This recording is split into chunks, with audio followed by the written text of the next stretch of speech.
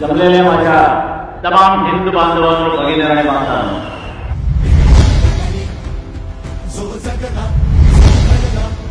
हिंदुत्वाची कास धरून जनकल्याण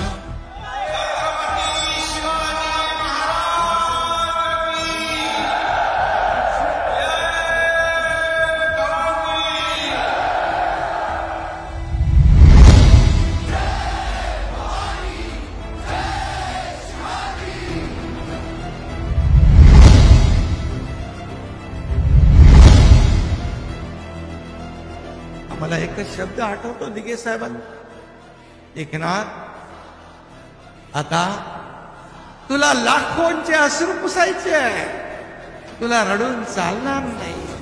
ते शब्द आजही माझ्या कानामध्ये आहेत, आजही माझ्या कानात आहेत आणि मी अख्खा महाराष्ट्र माझा परिवार समजतो.